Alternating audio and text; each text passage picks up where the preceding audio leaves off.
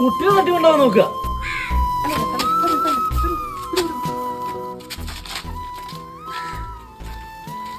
ഉപകാരമൊന്നല്ല, നിങ്ങൾ ഇവിടെ പുതിയ താമസക്കാരായിട്ട് അറിയിക്കാണ്.